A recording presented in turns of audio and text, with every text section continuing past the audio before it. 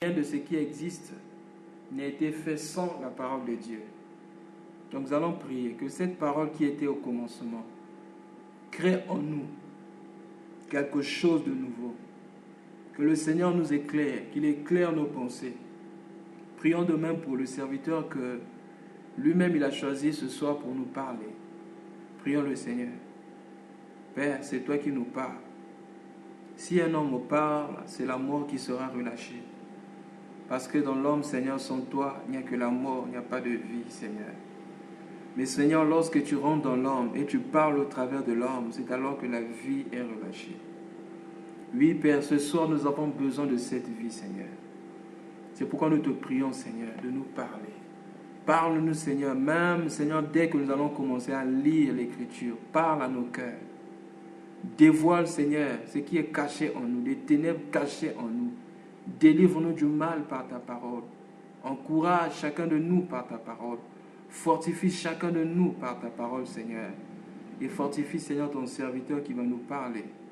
Qui ne parle pas selon lui, mais qui parle selon toi, Seigneur. Merci de nous parler, Seigneur. Au nom de Jésus, nous avons ainsi prié.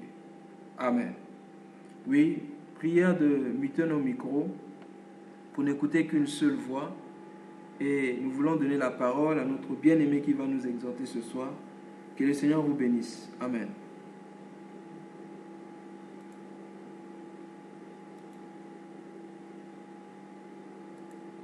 Face à celui qui est assis sur le trône. En effet, il est réel, il est Dieu, il est merveilleux, il est mystérieux, il est glorieux. C'est encore un bonheur de s'approcher du Dieu vivant ce soir. Parce que cela n'est pas donné à celui qui veut, mais à celui que Dieu veut. Voilà pourquoi, bien-aimé, si Dieu te donne des temps pareils, si Dieu te dispose pour passer du temps devant son trône et écouter les paroles de vie, déverser son cœur en prière, bien-aimé, c'est un privilège. Nous bénissons le Seigneur pour tout ce qu'il ne cesse de faire au milieu de nous. Nous avons écouté la merveilleuse intervention de frère bien-aimé Théoyer qui parlait sur la vie de l'Esprit ou la vie de Dieu par l'Esprit Saint en nous. Bien-aimé, le Seigneur continue à faire des choses merveilleuses au milieu de nous. Nous l'avons vu depuis le commencement jusqu'à présent. Et nous voulons persévérer avec l'œuvre que l'Éternel fait au milieu de nous. Voilà pourquoi aujourd'hui, nous allons revenir un peu à ce que nous avions dit. Dernièrement, nous avions parlé sur la participation à la nature divine. Nous avions dit que nous participons à la nature divine. Oh, bien-aimés dans le Seigneur, il est d'un appel crucial, d'un appel important, d'un appel spécifique que nous puissions participer à la nature de Dieu, à prendre, à participer et à communier la nature de celui qui est Dieu. Voilà pourquoi, ayant un si merveilleux appel, nous voulons prendre part à cela avec bonheur et joie.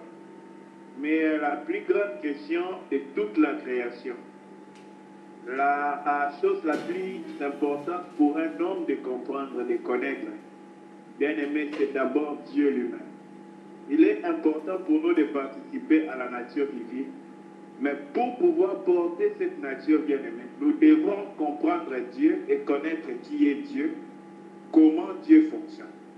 Car si l'homme ne comprend pas Dieu, c'est là la source de tous ses problèmes. Le problème de l'homme en réalité, c'est Dieu.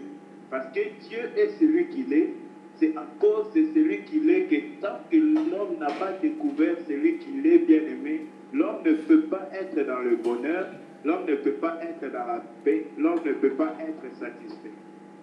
Voilà pourquoi, bien aimé, nos cœurs cherchent le bonheur par mille voies. Mais nous ne trouverons jamais le vrai bonheur si nous ne trouvons l'Éternel. Car le bonheur, c'est l'Éternel. Tout autre, bien aimé, bon, tout autre est important. Mais le bonheur, c'est l'Éternel lui-même. Voilà pourquoi aujourd'hui, nous voulons revenir un peu à l'Éternel, parlant toujours sur la race de Dieu. Nous voulons commencé à parler sur une série sur la nature divine. Voilà pourquoi nous allons parler aujourd'hui du Dieu qui est amour. Notre sous-thème d'aujourd'hui ou notre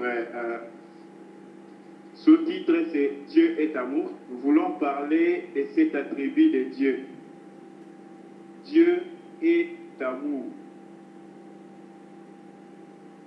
En effet, bien aimé, quand l'apôtre Jean dit que Dieu est amour, il ne voulait pas réduire Dieu comme certains aujourd'hui ont amené la pensée de dire que Dieu est amour.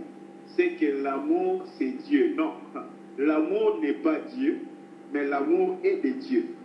En effet, dire que l'amour c'est Dieu, bien aimé, serait de réduire Dieu de tout celui qu'il est à un de ces choses qu'il est. C'est vrai que l'amour c'est l'attribut essentiel de l'être Dieu, de celui que Dieu est, mais l'amour ce n'est pas tout Dieu.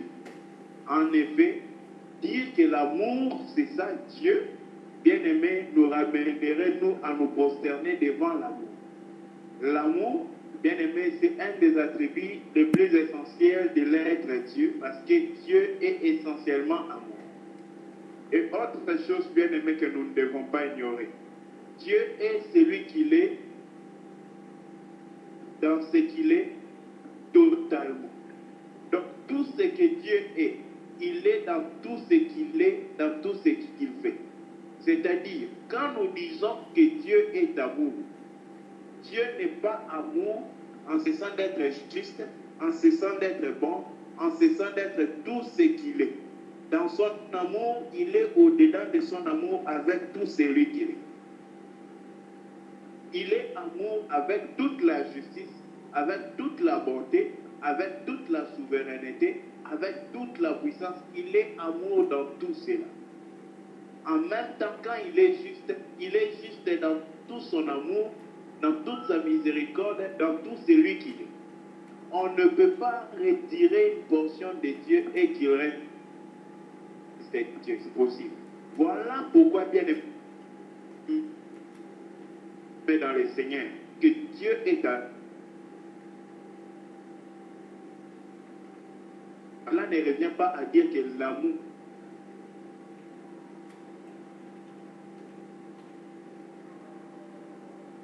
de la tâche ou par détournement de la pensée, nous puissions dévier les créateurs et donner aux créateurs, réduire les créateurs à une portion.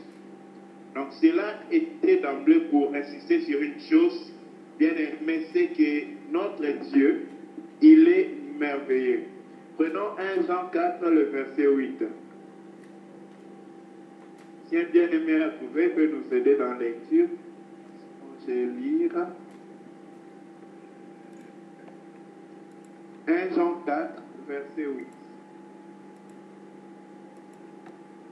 Lisons. Je lis au nom du Seigneur. Oui. Lisons la parole dans 1 Jean chapitre 4, le verset 8. Celui qui n'aime pas n'a pas connu Dieu, car Dieu est amour. Amen. Bien-aimé dans le Seigneur, il le dit en 3 mots. Dieu est amour. Dieu est amour. Oh bien-aimé, ceci est très capital. C'est afin de ramener notre pensée à comprendre quelle est la profondeur de l'amour de Dieu. Quelle est la direction de l'amour de Dieu. Et à quoi consiste l'amour de Dieu. Bien-aimé, c'est très important que nous soyons affermis sur la pensée de l'amour de Dieu. En effet, c'était l'une des intentions les plus capitales de l'apôtre Paul. Il priait pour que les saints soient, bien aimés, enracinés dans l'amour de Dieu. Car le vrai problème aujourd'hui, qui apporte une vie boiteuse des chrétiens bien-aimés, c'est le fait que la conception de Dieu n'est pas correcte. Et la conception de l'amour de Dieu est la pensée la plus tordue dans l'Église. Oh, bien-aimé, c'est la racine de la vie chrétienne. L'amour de Dieu. En effet, tout ce que Dieu fait, il est fait par cet attribut. Il n'a rien fait, même au jour du jugement. Ce sera par l'amour de Dieu que Dieu jugera et donnera la récompense à tout homme. Ce serait par amour. Oh bien aimé, voilà pourquoi il est très dangereux pour un homme de manquer de palper, de saisir la pensée de Dieu dans ce qui se révèle qu'il est lui-même. Quand Dieu dit qu'il est amour, il nous convient de palper cette pensée. Pas de saisir les mots, oh bien-aimé, mais de saisir la pensée de Dieu dans ce qu'il dit de celui qu'il est lui-même. Voilà pourquoi, bien-aimé dans le Seigneur, nous devons d'abord réaliser que ici, la Bible nous parle de quelque chose de très profond. Dieu est d'amour.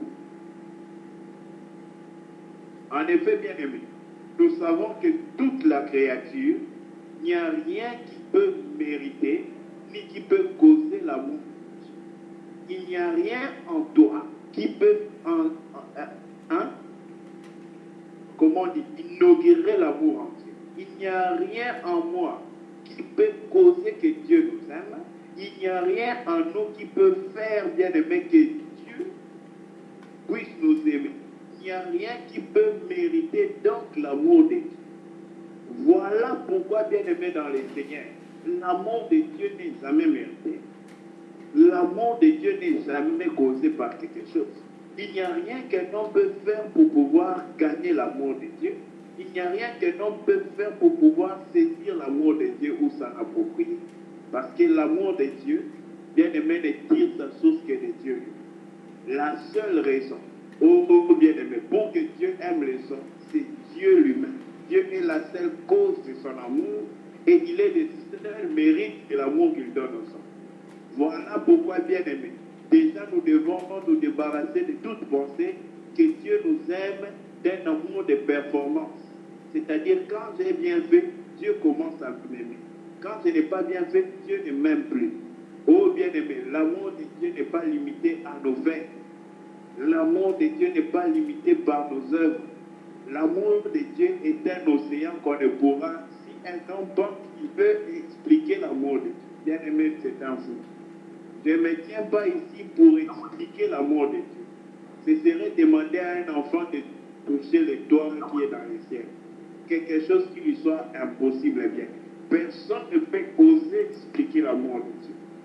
Parce que qui est d'abord cet homme qui peut se donner l'audace?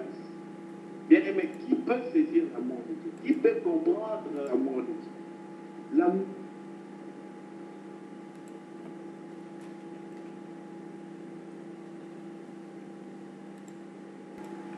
Donc, on va continuer, le temps que les frères vont se connecter. Dieu qui est amour.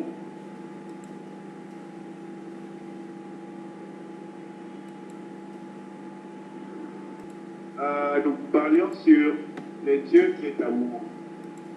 L'amour de Dieu ne peut pas être causé par quelque chose, ni encore être mérité. Ce sont des choses très capitales qu'il ne nous faut jamais nous débarrasser de. Une fois que nous pensons que nous méritons l'amour de Dieu, ou nous pouvons mériter cet amour par quelque chose, ou bien aimer nous nous détournons. Et ensuite, nous avons touché 1 Jean 4, 18. Je vais revenir à la lecture. La crainte n'est pas dans l'amour, mais l'amour parfait. Ah, il précise bien.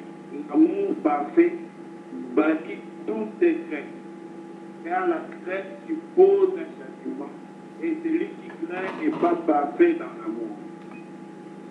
Bien aimé, ce que nous voulons dire ici est très important. Aujourd'hui, plusieurs chrétiens sont dans la vie chrétienne en train de marcher avec une crainte des réalités du monde, avec une crainte des choses à venir, avec une crainte des problèmes que les hommes peuvent leur faire, avec une crainte de si Dieu sera pour eux au dernier jour. Ils ont une crainte dans plusieurs domaines de la vie. Oh, bien aimé, le Seigneur Jésus est vivant. Telle n'est pas sa volonté dans nos vies. La volonté du Seigneur est aucunement que quelqu'un parmi nous ou quelqu'un qui croit au Seigneur puisse vivre dans la crainte. Car la crainte, elle explique, elle nous décrit la présence de l'absence totale de l'amour. Si quelqu'un craint, c'est qu'au-dedans de lui, il y a l'absence de l'amour de Dieu.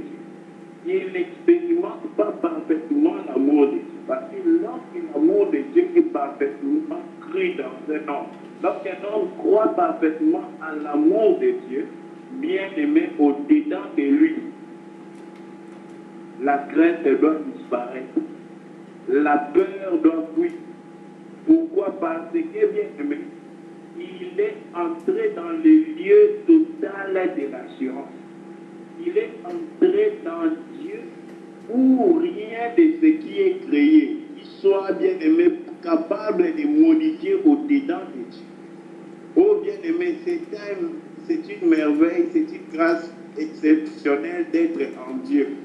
Il dit heureux celui qui habite sous l'abri du Très-Haut, parce que celui-là repose sous l'ombre du Tout-Puissant. Bien aimé, à l'ombre du Tout-Puissant, qu'est-ce qui peut t'atteindre?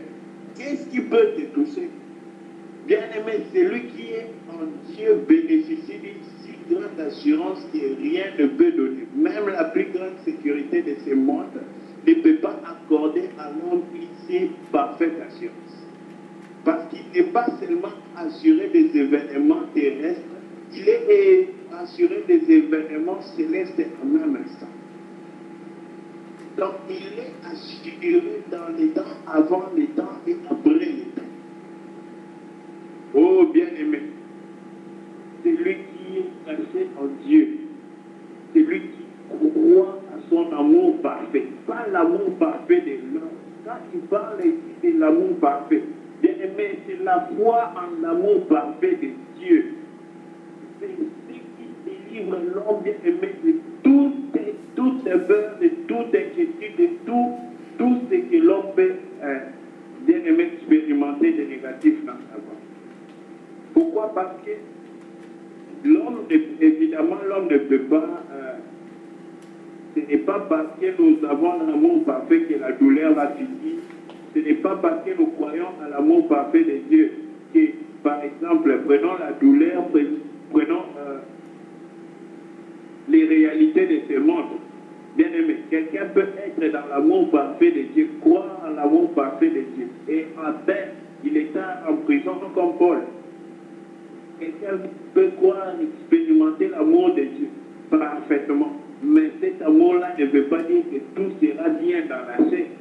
Mais ça veut dire qu'il aura la paix dans tout ce qu'il aura à faire, il aura la joie dans tout ce qu'il va faire, il aura la joie dans tout ce qu'il va traverser, bien aimé, parce qu'il ne sera pas seul. L'Éternel sera sa paix, l'Éternel sera sa joie. Ainsi donc, bien aimé dans le Seigneur, il nous convient d'une seule chose, d'être enraciné dans l'amour de Dieu.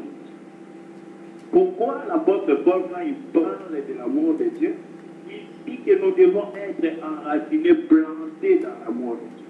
C'est-à-dire enracinés, c'est qu'on est enfoncé dans l'amour de Dieu, on est suffisamment fixé, on est dedans, on est assis, on est fixé, on est posé, bien aimé, dans son amour. Oh bien aimé, voilà quelle doit être notre position par rapport au Seigneur, notre Dieu. Nous devons être enracinés dans son amour, enfoncés dans son amour, pénétrer au-dedans de son amour. Nous devons demeurer profondément enracinés en lui. Bien aimé, ce n'est que là que nous parviendrons, bien aimé, à expérimenter la paix véritable. Sinon, nos vies seront toujours agitées.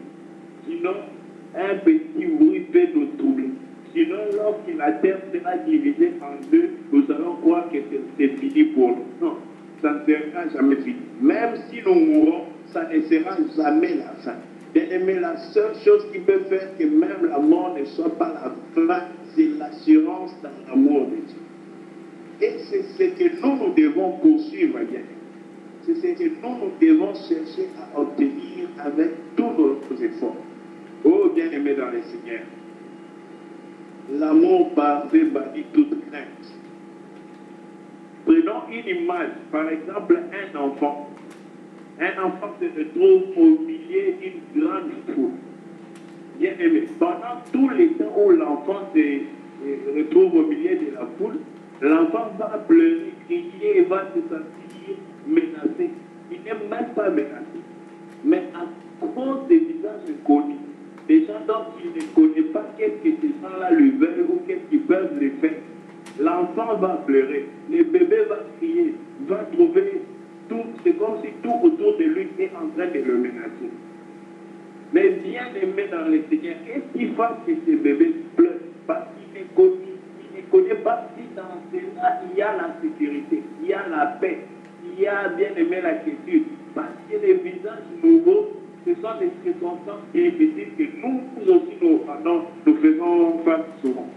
En ce moment où nous voyons des circonstances difficiles nouvelles, nous nous demandons que ces circonstances ne seront pas la fin de l'histoire. Ça ne sera pas la fin de nos vies. Ça ne sera pas la fin de ces vies. Oh bien-aimé, au milieu de toutes ces questions-là, quand nous nous posons, est-ce la fin? Est-ce le début? C'est quoi en réalité? Bien-aimé dans le Seigneur, Dieu n'est pas là, fini. Dieu ne finit pas. Dieu n'est pas épuisé et Dieu n'est pas limité. Voilà pourquoi, bien-aimé dans le Seigneur, pendant que tu te poses mille et une questions, souviens-toi d'une seule chose. L'Éternel est encore vivant. L'Éternel sera vivant pour toujours et ses bontés ne sont point épuisées. Oh bien-aimé dans le Seigneur, il nous convient de comprendre de quel amour Dieu nous a aimés. Si Dieu pouvait rassembler les ciels et la terre, les amener à communier, c'est seulement pour l'amour qu'il avait pour l'homme. Bien-aimé, aucune autre créature ne peut expliquer même en dimension d'une goutte l'amour que Dieu a pour l'homme. Aucune autre créature ne peut expérimenter l'amour si c'est l'homme. Parce que Dieu a exposé son amour pour l'homme. Dieu a révélé son amour pour l'homme.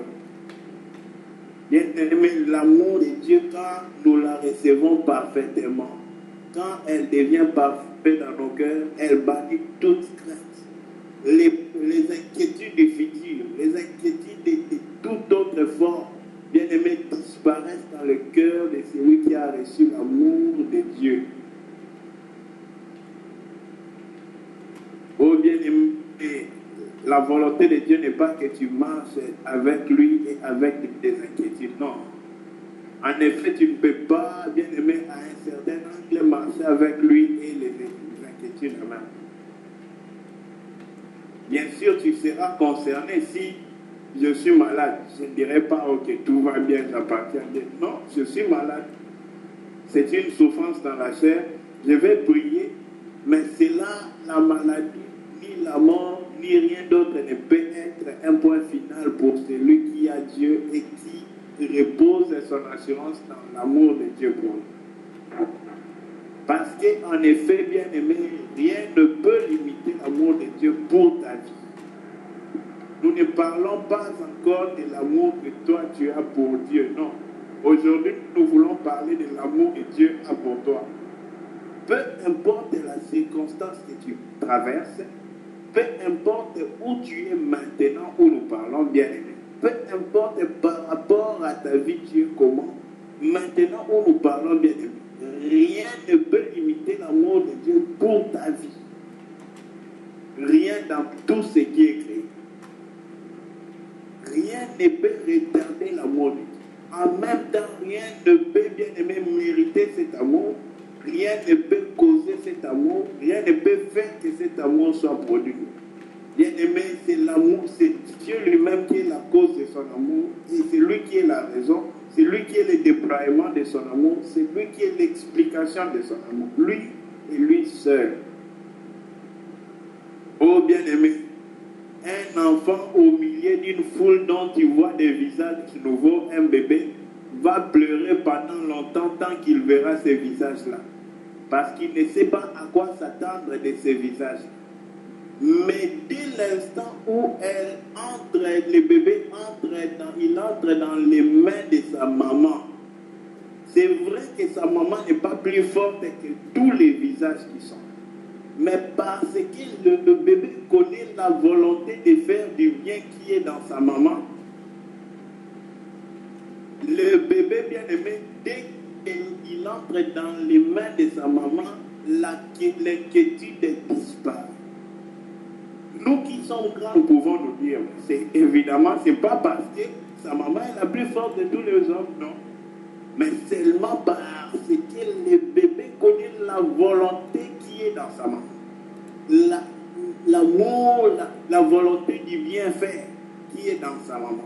La volonté qu'il ne peut pas faire que sa maman lui blesse. Il est rassuré de ce que si ma maman, tout ce que ma maman peut faire, n'est jamais pour me blesser. N'est jamais pour me faire du mal. En réalité, bien aimé dans le Seigneur, le bébé trouve son réconfort parce qu'il connaît la volonté de sa maman pour lui. La volonté du bonheur de lui. Ainsi donc, bien aimé, quelqu'un qui a reçu ou qui a cru en l'amour parfait de Dieu, oh, bien aimé dans le Seigneur, celui-là ne peut pas douter ou ne peut pas accuser Dieu pour la moitié d'une chose. Parce qu'il sait que Dieu est parfait dans son amour envers cet homme. Dieu est parfait dans son amour envers moi. Dieu est parfait dans son amour envers toi. Peu importe la circonstance que tu traverses. Bien aimé, si un bébé, c'était dès qu'il entre dans les mains de sa maman, lui qui pleurait, qui criait au milieu de la foule. Mais quand dans la main de sa maman, le bébé se tait et trouve la paix, bien aimé, dans les mains d'une maman faible, une maman incapable, combien à plus forte raison nous, bien aimé, sous l'abri du Très-Haut, sous l'ombre du Tout-Puissant, devant nous, il y a trouver une assurance et une paix parfaite. Bien-aimés, ne nous regardons pas seulement comme des faibles. C'est vrai qu'au milieu du monde, nous sommes comme les balayures, comme les gens de moins de valeur. On nous regarde comme de n'importe quoi, oui. Mais nous ne sommes pas n'importe qui. Nous sommes le peuple de Dieu, le bien-aimé de l'Éternel. Oh, bien-aimé, ceux que l'Éternel a fait choisis parmi la multitude. Nous sommes un peuple distinct. Voilà pourquoi, bien-aimé, il nous faut croire en l'amour de Dieu. Si aujourd'hui nous avons des doutes, des inquiétudes du demain, des questions que nous nous posons, bien-aimé, le vrai problème, c'est l'amour de Dieu. Sommes-nous enracinés dans l'amour de Dieu? Sommes-nous, bien-aimés, plantés dans l'amour de Dieu? Sommes-nous assis fondés dans l'amour de Dieu? Oh bien-aimé, l'amour de Dieu est un océan, c'est une infinité. Et une fois assis dedans, bien-aimé, nous trouvons la paix, nous trouvons le bonheur. Voilà pourquoi, bien-aimé dans le Seigneur, comme cet enfant qui peut trouver son bonheur dans sa maman, trouvons en Dieu notre inquiétude, la raison pour laquelle nous pouvons sourire au milieu des épreuves, des moments difficiles, ou au milieu, bien aimé, des circonstances compliquées. Ce n'est pas que tout va bien, c'est que Dieu est notre Dieu et qu'il ne nous abandonnera pas. L'Éternel est notre berger. De qui aurons-nous peur? De quoi aurons-nous peur? Que peut un homme bien aimé nous faire? L'Éternel est notre berger.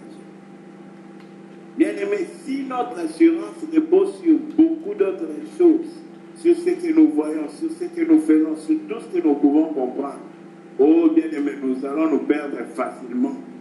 Mais quand nous sommes enracinés, bien-aimé, dans l'amour de Dieu, il n'y a rien qui peut nous bouger. Même la mort, elle viendra, mais nous démériterons même après la mort. Même la mort ne peut pas nous séparer de l'amour de Dieu. Voilà pourquoi, peuple de Dieu, race éternelle, nous devons saisir une chose, que nous appartenons à un Dieu éternel qui nous a appelés et nous a fait asseoir dans une vie éternelle par des promesses éternelles qui demeurent devant sa face. Ainsi, il ne va jamais nous faillir, il ne va jamais nous laisser tomber, il ne va jamais nous abandonner, il ne va jamais t'abandonner toi individuellement. Il y a quelque chose que j'aimerais bien expliquer. Je n'aimerais pas expliquer ça à côté de ce que cela est vraiment. Bien-aimé, c'est de comprendre quel amour Dieu nous a aimés. Prenons un peu Jean 3, le verset 1. Si un frère a trouvé, il peut nous aider dans la lecture. 1 Jean 3, verset 1. Lisons la parole dans 1 Jean 3, verset 1.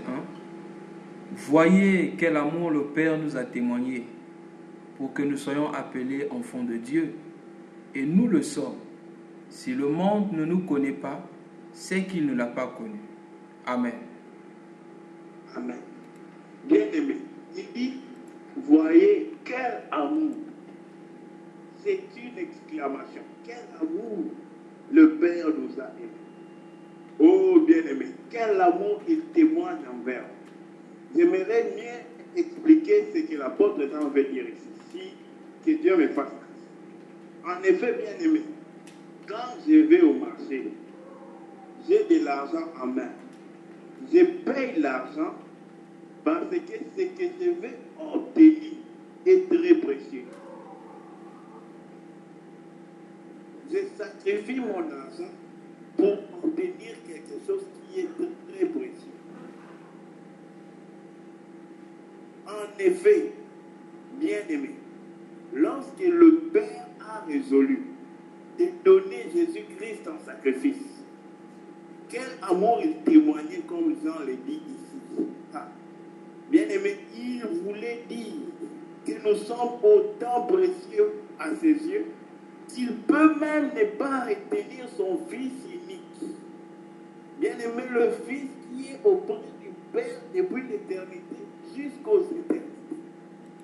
Le Fils qui a obéi au Père dans toute l'éternité. Mais pour nous, bien-aimé, pas même pour plusieurs, pour toi seul. Bien-aimé, le Père n'allait pas retenir les fils, il allait le laisser l'offrir en sacrifice. Le sacrifier pour te gagner toi. Parce que nous étions éloignés de Dieu.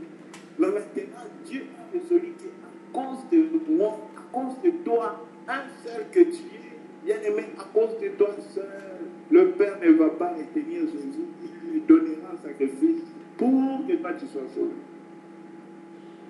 Bien-aimé, c'est là l'extrémité de l'amour de Dieu qu'on ne pourra ni comprendre, ni bien-aimé expliquer. Et s'il y a un lieu où nous allons comprendre cela, c'est quand nous le verrons face à face et nous nous prosternerons devant lui là-bas. Rien ne peut nous expliquer cet amour. Rien ne peut nous faire comprendre combien Dieu nous a aimés, bien-aimés. Nous en parlons, mais nous ne connaissons pas. Bien-aimés, j'en parle parce que la foi et l'amour me poussent à en parler pour nous aider, bien-aimés, tous à penser à cela, pour rappeler cela. Mais je ne peux pas expliquer cela. L'amour de Dieu est infiniment incompréhensible. Bien-aimés, on sacrifie quelque chose de moins pour obtenir quelque chose de plus précieux.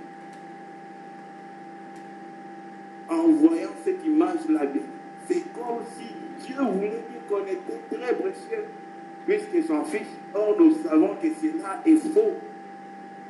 Mais bien aimé, ce n'est que l'amour qui peut faire qu'on sacrifie quelque chose de plus précieux pour gagner quelque chose de moins précieux. Ce n'est que l'amour. Oh, je bénis Dieu pour les cantiques de la sœur Henriette. La sœur chante et dit, les gens m'ont regardé, ils ont dit, tu n'es pas digne d'être la femme du roi. Et quand le roi s'est approché de lui pour lui dire je t'aime, la femme dit, ah non, quitte loin de moi, ne me parle pas d'amour, je ne suis pas digne d'être, je ne suis pas digne de ton amour, toi qui es roi, tu viens de lui. Et les jeunes filles à côté lui ont dit, toi vraiment peut-être que tu es là, tu peux être la femme de ce roi. Bien aimé, mais quand le roi insiste, je t'aime, je t'appelle par ton nom, je te connais. Oh bien aimé, c'est là que nous devons comprendre quelle place nous avons trouvé. Nous ne sommes pas encore entrés physiquement dans son cœur, mais nous sommes dans son cœur. C'est dans son cœur qu'il nous a trouvés, où il nous appelle par nos noms. Où sont nos noms? Dans son cœur. Bien aimé, c'est là l'amour de Dieu. Quand nous voyons des choses pareilles, bien aimé, Nous devons rester nos têtes inclinées à nous prosterner à vie devant ce Dieu. Pour lui dire, Père, pourquoi tu m'as? Oh bien-aimé, la chose qui peut faire pleurer un homme de Dieu, ce n'est pas les châtiments de Dieu, c'est l'amour de Dieu. C'est ça ce qui doit, bien-aimé, nous rabaisser, nous humilier, nous effacer à terre. Oh, pourquoi il peut m'aimer? Comment lui peut m'aimer? Ça vient d'où? Ça commence où? Bien-aimé, par quel mystère lui, il va aimer quelqu'un? Je ne sais pas pour vos cas, bien-aimé. Si ce n'est l'amour du Seigneur, je ne peux même pas me tenir ici, parler un seul mot ou encore si besoin. Bien-aimé, si vous pensez que ce sont des paroles, c'est ce que j'ai dans ma conscience, dans mon cœur, et ce que je brandis devant l'Éternel tout le temps. Bien-aimé, quel est cet amour? As-tu réalisé l'amour de Dieu? As-tu compris l'amour de Dieu? Connais-tu combien Dieu t'aime? Oh bien-aimé, des fois nous sommes embrouillés avec beaucoup de choses de la vie actuelle. Mais cette vie est en train déjà de passer. Nous ne serons pas éternels sur cette terre. Mais connaissons-nous l'amour de notre Père. Connaissons-nous l'amour de Dieu. Connaissons-nous cet amour. Bien-aimé, Dieu est amour. Dieu est amour. Ce n'est pas l'amour du français, mais c'est l'amour inexplicable de Dieu. Ce n'est pas l'amour d'un jeune homme avec une jeune fille, non. C'est l'amour insondable de Dieu, un amour éternel. Et quand Dieu aime, Dieu n'aime pas avec l'amour seulement, non. Dieu aime avec tout ce qu'il est. Il aime avec tout ce qu'il est. Tout à l'heure, là, quand on commençait, bien aimé, nous avons dit quelque chose par rapport aux attributs de Dieu. Nous avons expliqué que quand Dieu est juste, il n'est pas juste et il laisse la miséricorde à côté. Non. Même au jour de jugement, le Seigneur va agir par la miséricorde, mais selon sa justice. C'est par pitié qu'il va condamner les pécheurs. C'est par pitié qu'il va justifier les justes. C'est par pitié, bien-aimé. C'est par compassion. Tout ce que Dieu fait, il le fait avec tout ce qu'il est. Dieu est amour et il est juste en même temps. Dieu est juste et il est miséricordieux en même temps. Tu ne peux pas dire que quand il est amour, il cesse d'être juste. Ainsi bien aimé dans le Seigneur. Parce que Dieu existe par lui-même. L'amour de Dieu n'a ni cause ni source. Il n'y a rien qui engendre l'amour de Dieu. Il n'y a rien qui produit l'amour de Dieu. Il n'y a rien qui explique ou qui conditionne l'amour de Dieu. C'est Dieu lui-même qui est la raison de son amour. Parce qu'il est éternel, bien-aimé. Il nous a aimés d'un amour éternel. Dieu ne t'aime pas, bien-aimé, par rapport aux choses de ce monde. Dieu ne t'aime pas pour les temps que tu vis sur la terre. Les hommes nous aiment pendant les temps où ils sont vivants. Mais l'amour de Dieu ne finit pas quand tu finis de vivre sur terre. L'amour de Dieu t'accompagne même après ta mort. Bien-aimé, c'est ça l'amour que nous devons courir après. Oh, les hommes bien-aimés, leur amour ne dure que quelques jours. Car leur amour dépend de ce qu'ils voient le soleil. Dépend de combien de jours ils voient. Mais l'amour de Dieu est éternel pour toi. Même ton papa, même ta maman ne peut pas t'aimer comme Dieu. Voilà pourquoi, bien aimé dans le Seigneur, il nous faut être rassurés de cet amour. C'est cet amour qui va toujours nous ramener auprès du Père. Oh, bien aimé, ce n'est pas seulement l'assurance de retrouver le pain dans la maison du Père qui a ramené le Fils prodigue. Mais c'était parce que le Fils prodigue croyait à l'acceptation du Père. Il ne croyait pas seulement au Père du Père, mais aussi que le Père va m'accepter. Malgré que j'ai tout dilapidé, même en tant que serviteur, mais papa va m'accepter. Bien aimé, c'est l'assurance dans cette acceptation qui fera, bien aimé, que même si un jour il arrivait que tu tombes, tu vas te relever. Parce que tu sais, non pas qu'il encourage ton tomber, mais même ta faute ne peut pas limiter son amour pour toi. Oh bien-aimé, c'est là que nous devons arriver dans l'amour que Dieu a pour nous. Comprendre que rien ne peut limiter son amour pour toi, pour moi. Rien ne peut l'empêcher de nous aimer. De même que rien en nous ne peut le causer de nous aimer.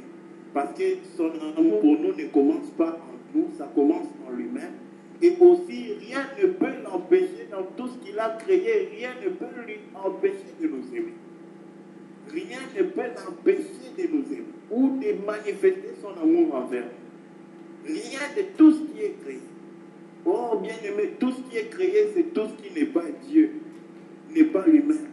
Rien de tout ce qui n'est pas lui-même ne peut lui empêcher de nous aimer. Bien-aimé, l'amour de Dieu est grand, est infini.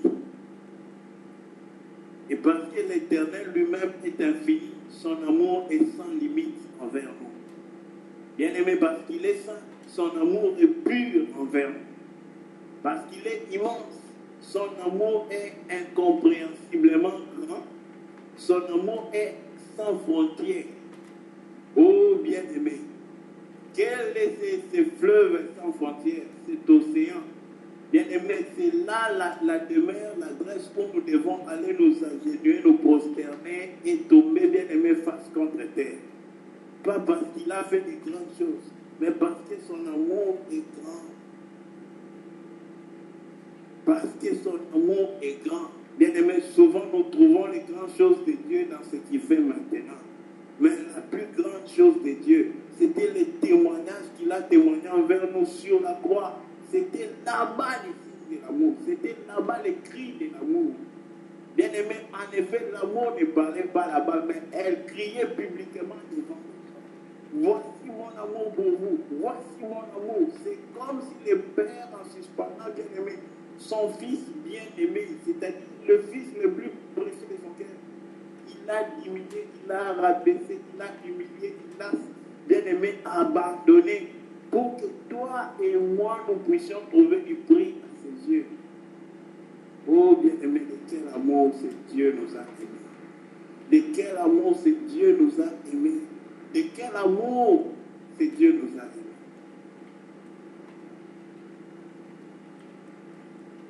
Le Saint-Esprit parler dans nos cœurs pour nous faire comprendre les choses qu'un homme comme moi ne peut pas bien expliquer.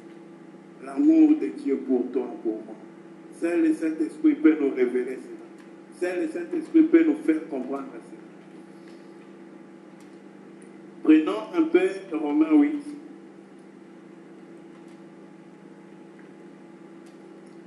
Commençons au verset 37 jusqu'à 39. Si un bien-aimé est à la page, il peut nous aider. Lisons Romains 8, 37 à 40.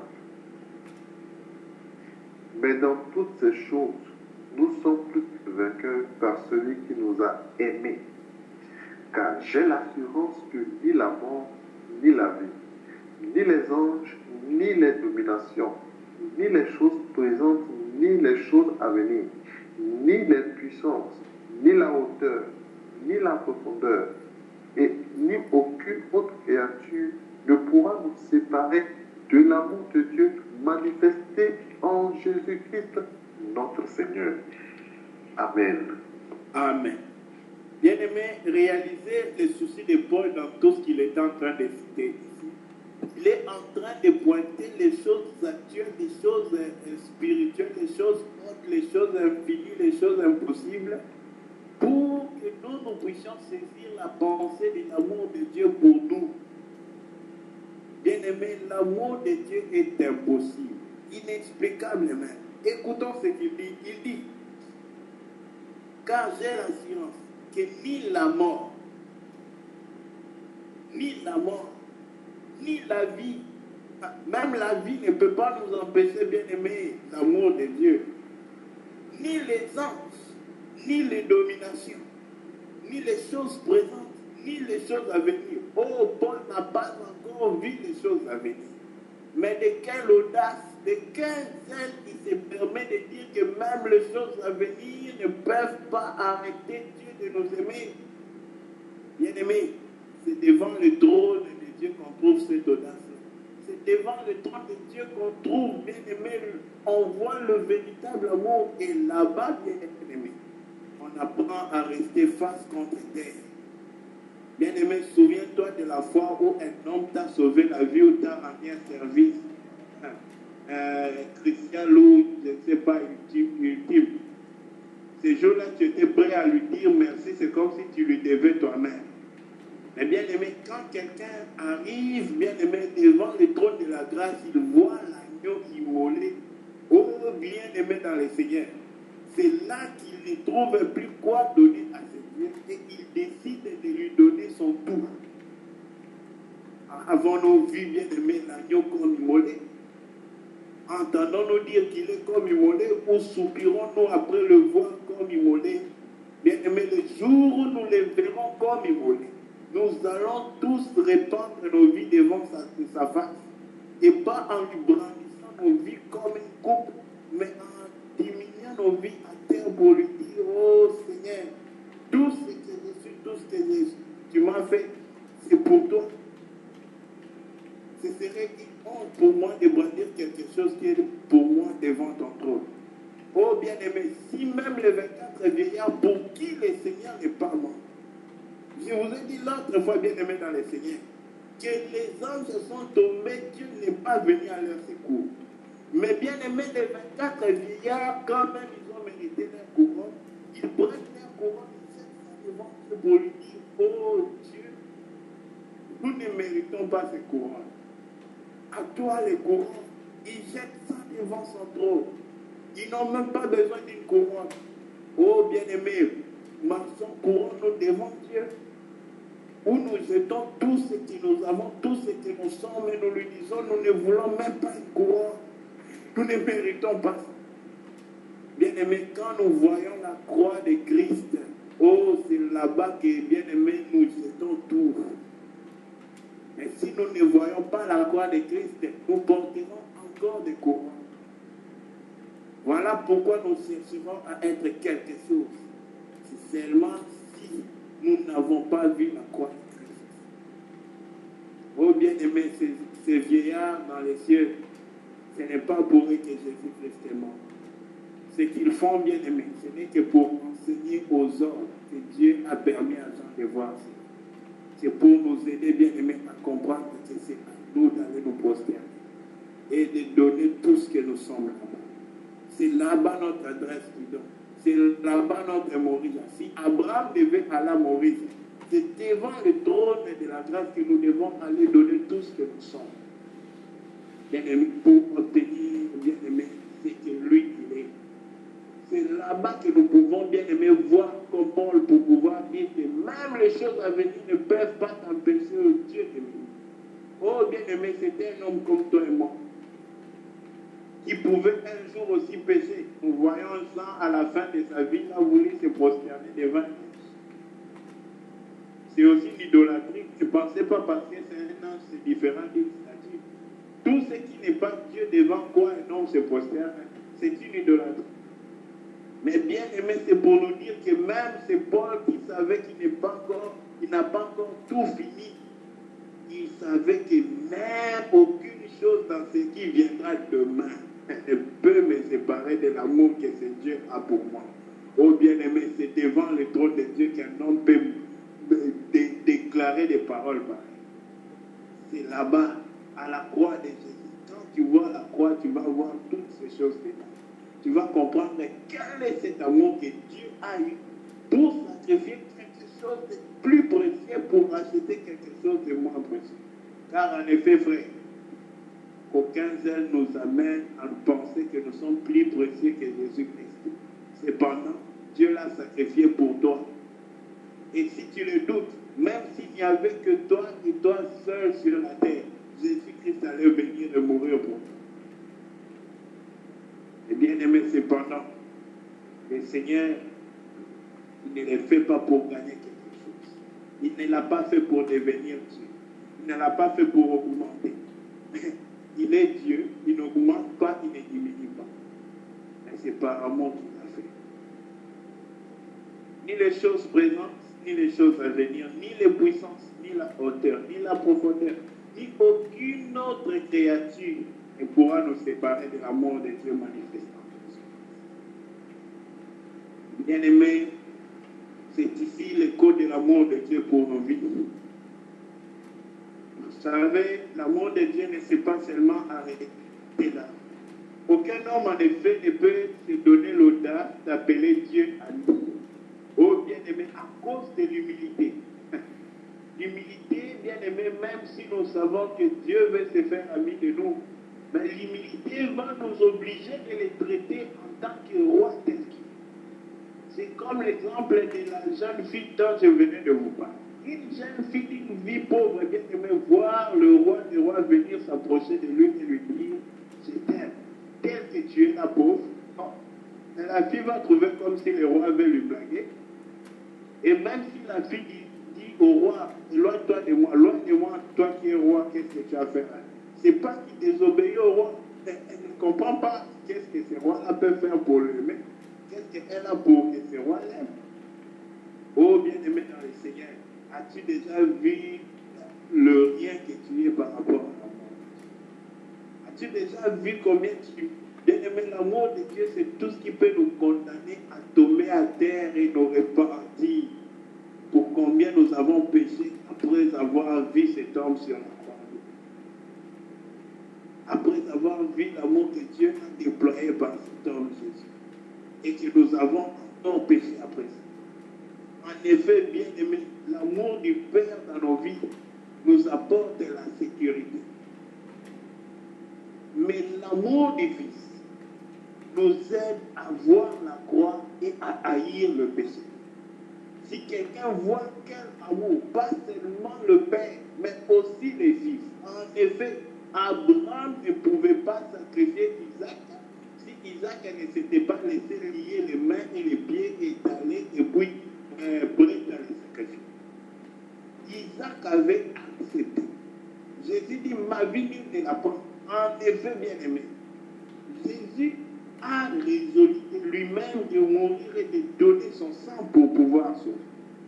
Oh bien-aimé, quelqu'un ne peut pas voir l'amour de Jésus individuellement comme ça envers lui.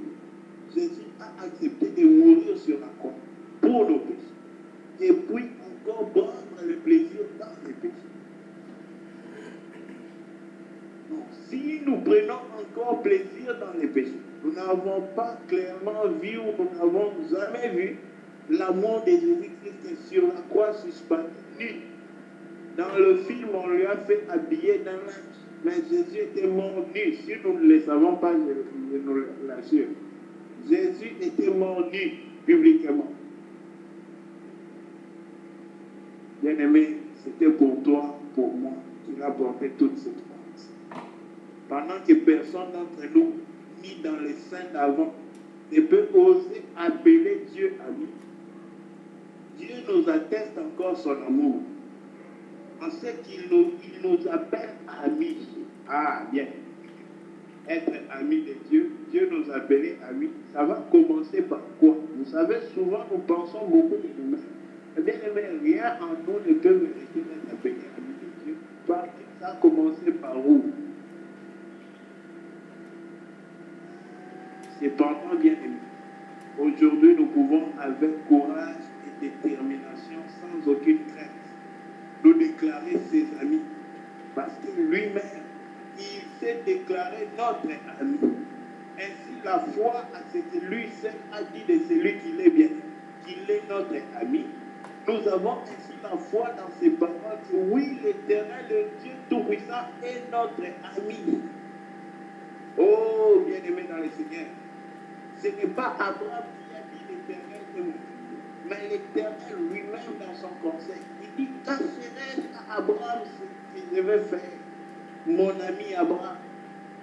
C'est Dieu qui appela Abraham son ami. Oh bien-aimé, il n'est pas seulement celui qui nous appelle amis, mais il veut nous faire des amis.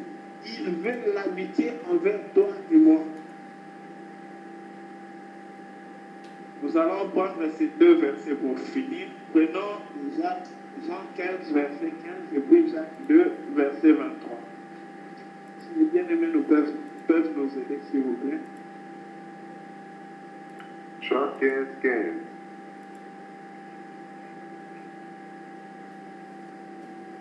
Je ne vous appelle plus serviteur, parce que le serviteur ne sait pas ce que fait son maître.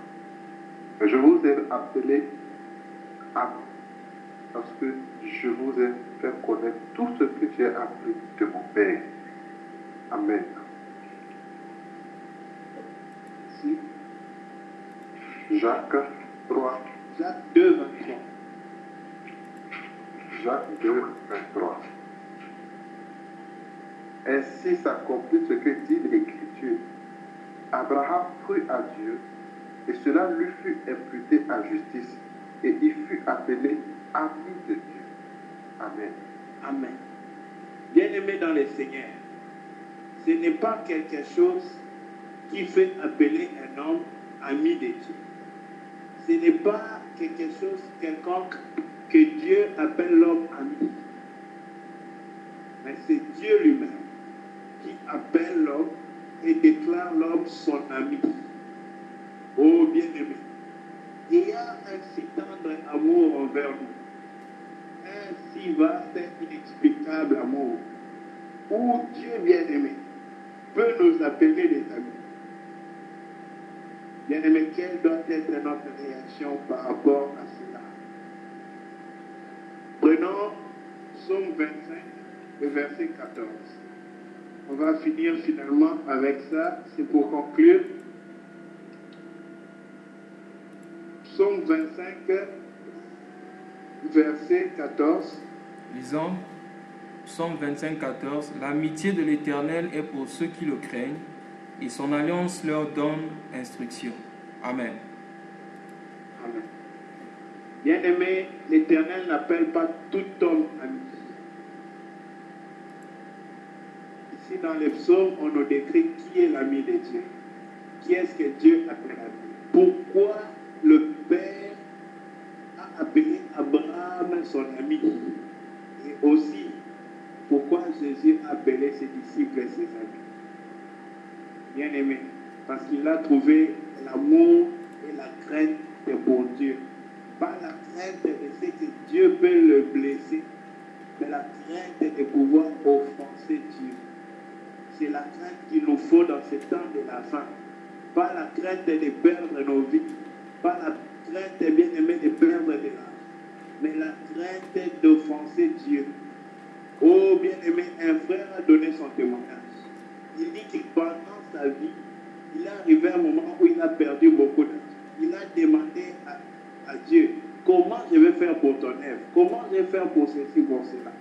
L'Éternel lui a dit, je ne suis pas en crise d'argent pour pouvoir pourvoir pour mon œuvre, mais je suis en crise des hommes justes et honnêtes qui puissent demeurer justes devant.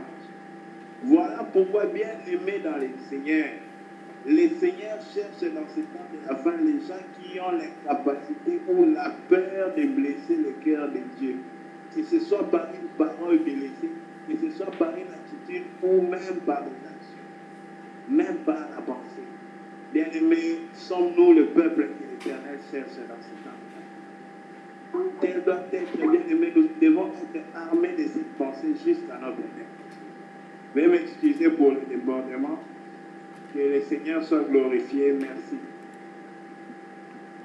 Amen. Merci beaucoup, bien-aimé. Merci pour ce puissant message.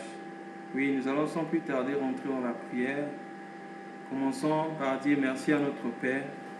Disons-lui merci de tout notre cœur pour ce témoignage qu'il nous a encore fait ce soir. La Bible dit, voyez-vous de quel amour le Père nous a aimés et nous permettons de l'appeler Père. Bien-aimé, disons merci pour ce grand amour. Disons merci pour cet amour si grand et si puissant que Dieu a manifesté dans notre vie, en nous parlant ainsi.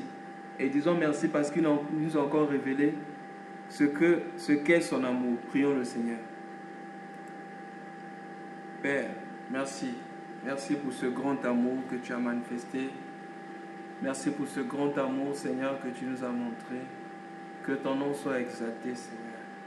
Merci, parce que ton amour est infini, comme toi tu es infini. Ton amour est éternel, comme toi tu es éternel. Et ce soir, tu nous as encore révélé ces facettes de l'amour. Que ton nom soit élevé. Merci, Seigneur, parce que nous avons dû prier à tes yeux.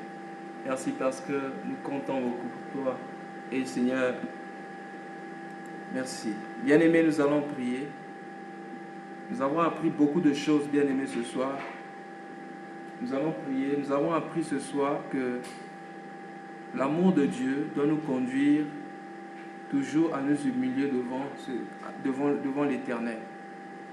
Et nous avons appris aussi que le Seigneur Jésus-Christ a dénié sa personne. Il a accepté le dénigrement parce qu'il nous a aimés. Ainsi, nous allons prier avec le frère Emmanuel. Il va demander au Seigneur de nous donner, de connaître cet amour. Et cet amour, et la connaissance de cet amour nous conduise à l'humilité et à jeter nos courants devant l'agneau de Dieu. Prions le Seigneur avec le frère Emmanuel. Oui, éternel, le roi des rois, Seigneur, c'est toi.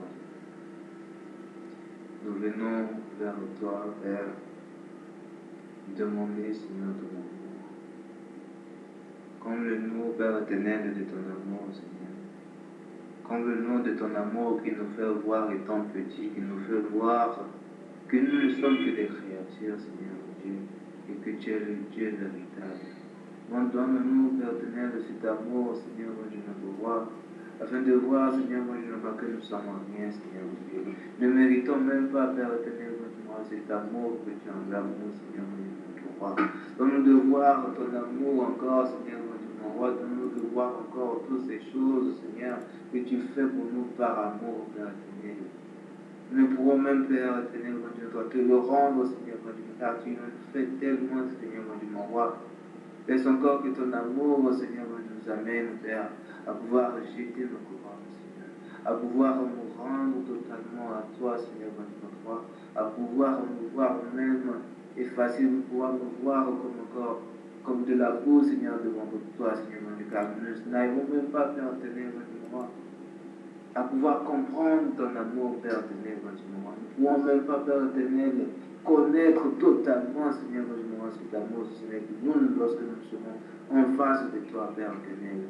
Aide-nous, Père éternel, mon Dieu, de pouvoir nous voir ainsi chaque jour de notre vie, chaque instant, chaque circonstance, encore que tu permets. Que la gloire et l'honneur te reviennent encore pour toutes les bienfaits. Au nom de Jésus-Christ. Amen. Oui, bien-aimés, nous avons appris ce soir que souvent dans notre vie, il m'est arrivé, je ne sais pas si cela t'est arrivé aussi, ou cela t'arrive, souvent j'ai parlé de l'amour de Dieu, où j'ai reconnu que Dieu m'aime, parce que j'étais devant des circonstances favorables. Nous disons souvent Dieu nous aime parce que nous avons reçu quelque chose, mais quand on perd quelque chose, quelquefois on ne peut pas reconnaître l'amour de Dieu dans ce que nous avons perdu. Dieu permet quelquefois qu'on perde des choses, bien aimé parce qu'il nous aime, parce qu'il veut nous protéger. Nous allons prier avec la sœur Annette. Que le Seigneur nous donne les yeux, que le Seigneur ouvre les yeux de notre cœur, les yeux de nos cœurs, afin que nous ne voyons pas, afin que nous ne limitions pas l'amour de Dieu par rapport aux choses que nous voyons. Que rien ne soit capable de nous séparer de l'amour de Dieu, comme l'apôtre Paul l'a dit dans Romains chapitre 8. Nous prions avec la sœur Annette. Oui, Père éternel, nous te rendons tout l'honneur et la gloire que toi seul tu mérites. Père, tu nous interpelles encore à ce jour pour nous montrer combien tu es grand, combien tu es amour, Seigneur. Père, nous te disons merci de ce que depuis le ventre de nos mamans, Père, tu as été avec nous et tu as voulu que nous soyons ici en ce jour. Nous te disons merci du grand amour, de l'immense amour, de l'infini amour, Seigneur, que tu as déversé dans nos vies. Père, nous avons traversé des moments difficiles dans notre vie. Ton amour était resté le même. Père éternel, dans la souffrance, dans le péril, dans toutes les situations de notre vie, Père éternel, ton amour est resté identique. Nous te disons merci et en même temps nous te demandons pardon, Seigneur. Pour pour toutes les confusions, pour tous les découragements que nous avons eu à passer dans nos vies, au moment où, Père éternel, nous supplions sans savoir que ton amour était resté le même dans nos vies. Père, nous te supplions de ne pas nous donner les yeux de la chair, Seigneur, mais que ton Esprit Saint vienne ouvrir nos yeux, afin qu'à toute circonstance, en chaque moment de notre vie, nous te voyons assis sur le trône, Seigneur. Que nous t'honorons, Seigneur, que nous te bénissons, Seigneur, chaque moment de notre vie. Peu importe par quoi nous passons, Seigneur. Donne-nous de ne jamais oublier que toi, tu es le Dieu amour. Toi, tu es le seul qui aime. Toi, tu es le seul qui nous a aimés, qui nous aimera toujours, Seigneur. Que jamais nous n'oublions, Seigneur, que rien sur cette terre ne peut te séparer, oh Père, ne peut nous séparer de ton amour. Père, nous te disons merci. Nous te disons merci pour ton amour infini. Merci pour ton amour qui a commencé. Merci pour ton amour qui se déroule. Merci pour ton amour qui sera à jamais. Père, reçois tout l'honneur, reçois toute la gloire, Seigneur. Merci pour nos yeux que tu as ouverts. Merci de ce que tu nous as rendu conscients de l'amour que tu as pour nous. Merci, Père, de ne jamais nous faire oublier cela. Au nom puissant et souverain de Jésus-Christ, nous avons prié. Amen. Amen. Oui, bien-aimés, nous avons aussi appris ce soir, par rapport à l'exemple du bébé et de sa maman, que lorsque le bébé se trouve dans les mains de sa maman, le bébé se trouve en sécurité. Oh, bien-aimés, nous voyons souvent ça, bien-aimés, partout, Seigneur, partout dans notre vie. Nous voyons quelquefois, lorsque les parents jettent les enfants vers le ciel, c'est-à-dire en haut, l'enfant ne pleure pas, l'enfant rit parce qu'il sait que le Père, même si le Père me jette vers le haut, il ne va pas me laisser tomber. Voilà pourquoi l'enfant rit, parce qu'il se sent en sécurité dans la main du Père. Nous allons prier avec le frère Gauthier. Que Dieu augmente en nous cette confidence, cette assurance que le Père nous aime. Que Dieu augmente en nous la connaissance de cet amour et la connaissance de sa volonté de nous faire du bien, plus que nous pouvons l'imaginer. Nous allons prier avec le frère Gauthier. Éternel Dieu Tout-Puissant, nul n'est amour comme toi. Père, qu'un parent, aucun papa, Seigneur, ne pourra amener son fils, son enfant, Seigneur, aller dans les dangers et le laisser, Seigneur. Tellement, Seigneur, parents l'aiment, papa, Seigneur, parents feront tout, Seigneur, pour le sauver de là. Père, tu nous aimes au-delà de notre imagination. Tu nous aimes au-delà de notre entendement, Éternel Dieu Tout-Puissant. Seigneur, oui, comme Joseph et Pédard, Éternel Dieu Tout-Puissant, qui est passé par des moments difficiles, n'a jamais, Seigneur Jésus-Christ,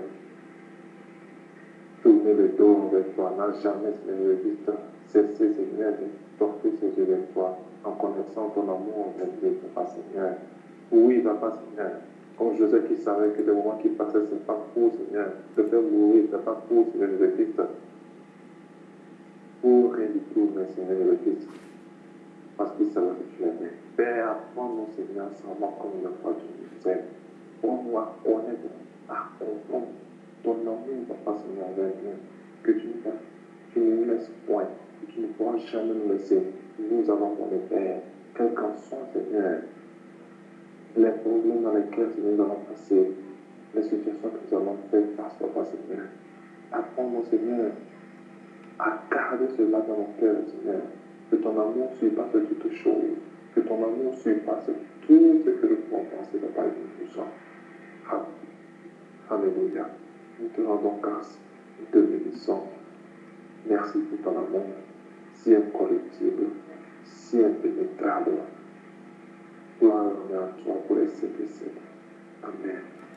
Amen. Oui, bien-aimés dans le Seigneur, nous avons aussi appris ce soir que la connaissance de l'amour de Dieu nous délivre de l'inquiétude.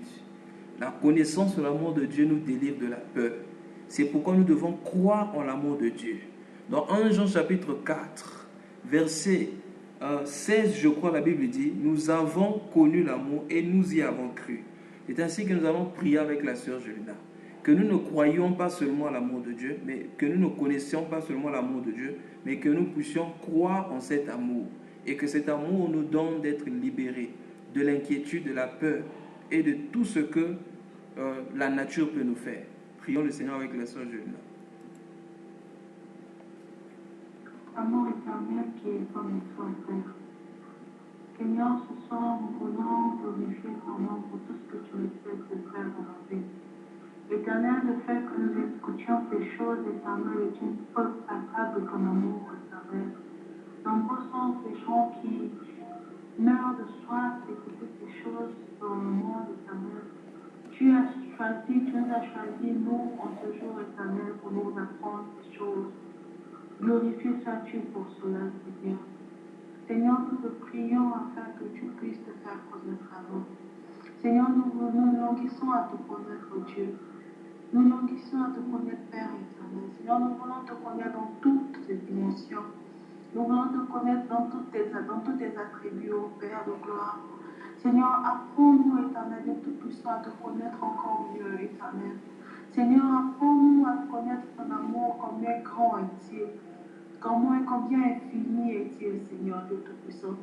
Seigneur, ne nous garde pas, Seigneur Jésus, à seulement connaître ton amour, mais Père de gloire, Père de bonté, nous te prions afin que toi qui donnes nos gloires et le Père, toi qui es éternel, nous garde dans tes voies, toi qui nous parle de ces choses, que Seigneur Jésus, tu nous donnes la croyance, que tu nous donnes, Seigneur Jésus, d'être attaché à ces choses, de véritablement croire en cet amour, Seigneur Jésus, afin que nos vies ne soient point agitées, éternel. Que nous te sachions, Seigneur Jésus, aimons infiniment, Seigneur Jésus, de telle sorte que, Père, la crainte soit bannie de nos vies, ô Dieu d'amour. Père éternel, Père de gloire, Seigneur, donne-nous, éternel, de te puissions nous accrocher à ces choses, de ruminer ces choses, Seigneur Jésus, en nous, éternel, afin que nous ne nous détachions pas, Seigneur Jésus, de cette connaissance que tu nous donnes. Que, Seigneur Jésus, que nous, de telle sorte que, Père de gloire, que nous n'oublions pas combien tu nous aimes, ô Dieu d'amour.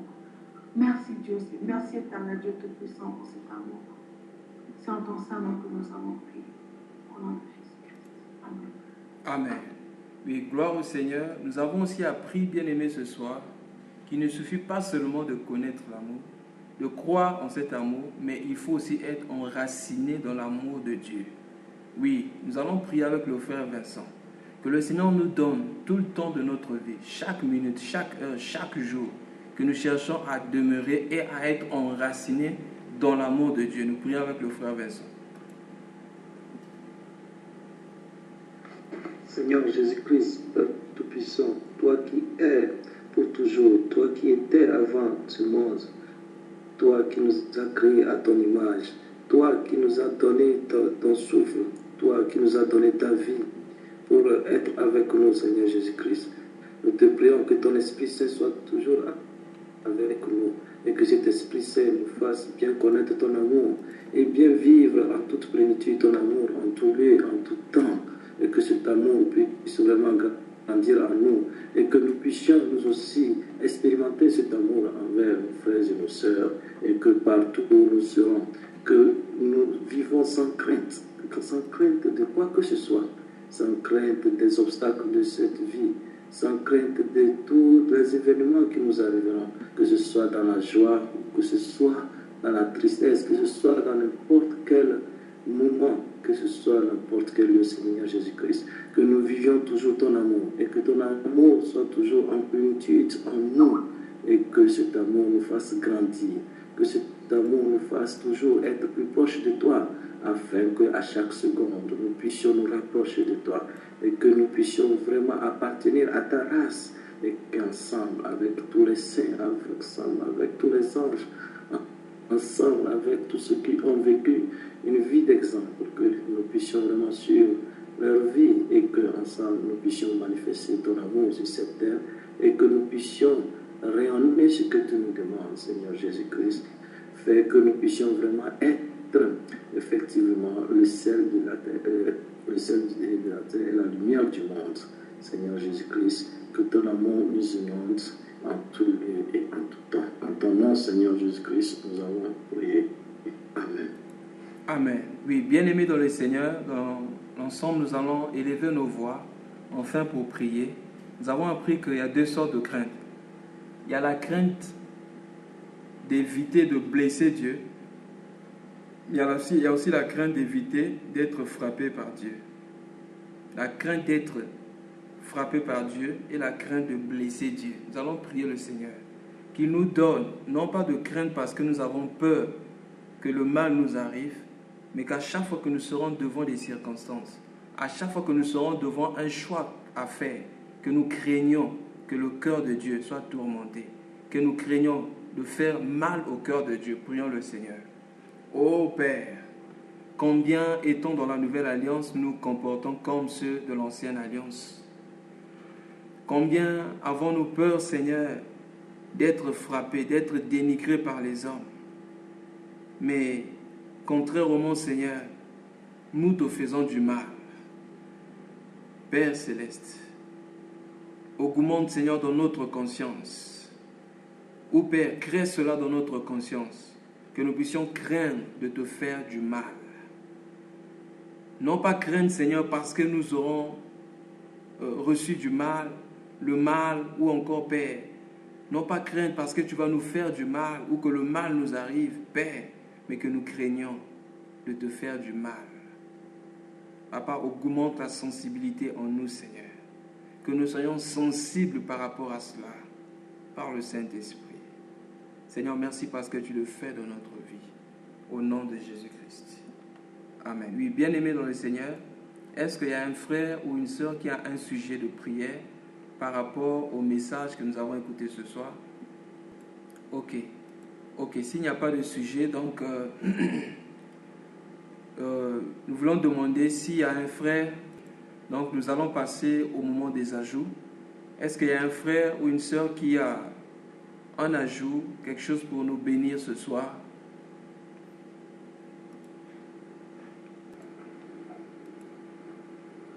Shalom. Désolé, j'ai un sujet de prière. Je m'excuse vraiment pour... Prière de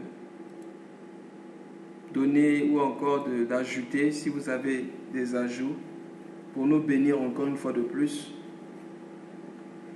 Donc la parole est donnée à tout le monde, afin que s'il y a un frère ou une sœur qui a un ajout, peut-être un verset à nous donner, ça va toujours être une bénédiction pour nous.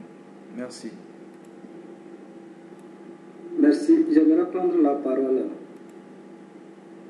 Bon, c'est à propos de l'enseignement que nous avons partagé le samedi, dimanche passé, à propos de participer à la divinité de Dieu. Il y avait une question que je voulais poser, mais compte tenu du temps qui se faisait, je n'ai pas pu poser. Donc aujourd'hui, je profite pour poser cette question.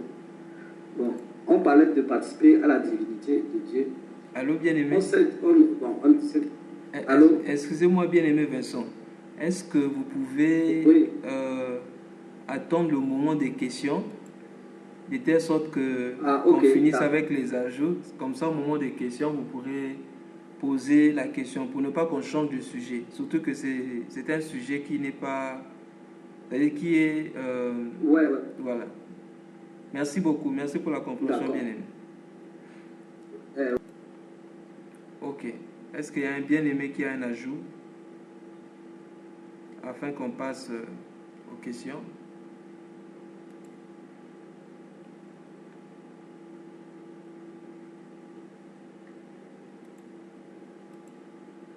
Ok, amen. Je voulais donner le passage de Jean chapitre 11. Nous allons prendre du verset 1er jusqu'au verset 3. C'est l'histoire de Lazare. La Bible dit ceci. Il y avait un homme malade, Lazare de Béthanie, village de Marthe et de Marie, sa sœur. C'était cette femme qui oignit de parfum le Seigneur et qui lui essuya les pieds avec ses cheveux. Et c'était son frère Lazare qui était malade. Les sœurs envoyèrent dire à Jésus, remarquez bien, Seigneur, voici celui que tu aimes est malade. Je peux lire jusqu'au verset 4. Après avoir entendu cela, Jésus dit, cette maladie n'est point à la mort, mais elle est pour la gloire de Dieu, afin que le Fils de Dieu soit glorifié par elle. Or, Jésus aimait Marthe et sa sœur et Lazare. Lors donc il lui apprit que Lazare était malade, il resta 2 jours encore dans le lieu où il était. Donc juste pour mettre l'accent sur ce que le bien-aimé venait de nous dire, souvent nous pensons, lorsque nous parlons de l'amour de Dieu, nous voyons généralement les situations avantageuses qui nous arrivent dans la vie. Et quand cela nous arrive, ou lorsqu'on a échappé à un danger, on dit « Ah, vraiment, Dieu m'aime ». Mais bien aimé, l'amour de Dieu peut aussi se manifester dans ce que nous pouvons considérer comme mauvais. Nous voyons ici l'amour de Dieu. Jésus-Christ aimait Lazare. Certainement, il avait témoigné cela et tout le monde reconnaissait cela. Mais bien que Jésus aimait Lazare, la Bible dit, Lazare était malade. Une fois de plus, la Bible dit, si quelqu'un m'aime, il gardera ma parole. C'est sûr que Lazare gardait aussi la parole du Seigneur. Donc c'est pour dire que le fait d'être déséquilibré ou être dans une mauvaise position ou souffrir par rapport à la chair n'est pas la preuve que Dieu ne nous aime pas. Et nous devons faire très attention parce que depuis la création jusqu'à nos jours, pour que le diable arrive à toucher la vie d'une personne, le diable cherche toujours à passer par là. Et qu'est-ce que le malin cherche à faire? À nous faire douter de l'amour de Dieu. En effet, lorsqu'il a dit à Ève, « Certainement Dieu sait le jour où vous en mangerez, vous serez comme de Dieu », le diable était en train de faire douter de l'amour de Dieu dans le cœur de Ève, pour dire que Dieu ne vous donne pas ce que vous devez avoir. C'est pourquoi, bien aimés, faisons très attention. Souvent, lorsque nous souffrons du complexe, généralement, le complexe d'infériorité, c'est la preuve que nous n'avons pas connu l'amour de Dieu. Nous pensons qu'il y a quelqu'un qui est plus que nous, et cela nous pousse à quoi? À ne pas se contenter au manque de contentement, de ce que Dieu nous a donné. Et le diable, quand il viendra dans notre vie, pour chercher à toucher notre vie spirituelle, il passera toujours par là. Nous faire croire, nous faire penser que Dieu ne nous aime pas. Voilà pourquoi, bien-aimés, faisons très attention. Prions beaucoup, bien-aimés. Après avoir écouté un message comme ça, chaque jour, bien-aimés, prions que Dieu augmente notre connaissance. En quoi? Notre connaissance par rapport à l'amour de Dieu. Le bien-aimé Paul a touché cela, mais il n'avait pas donné le passage. Je vais juste donner le passage. C'est dans 1 Jean chapitre 4, le verset 6. Excusez-moi, 16. 1 Jean chapitre 4, verset 16, la Bible dit « Et nous avons connu l'amour de Dieu, l'amour que Dieu a pour nous, et nous y avons cru. Dieu est amour. Et celui qui demeure dans l'amour demeure en Dieu, et Dieu demeure en lui. » Donc, il ne nous suffit pas simplement de connaître l'amour de Dieu, mais nous devons aussi croire en cet amour. Plusieurs ont connu l'amour, mais peu croient en cet amour. Merci, bien-aimés. Nous allons continuer. Est-ce qu'il y a un frère ou une sœur qui a un ajout par rapport au message que nous avons écouté ce soir? Prière de donner. S'il n'y a pas d'ajout, nous allons passer aux questions. Donc, nous allons rapidement prendre la question de notre frère Vincent.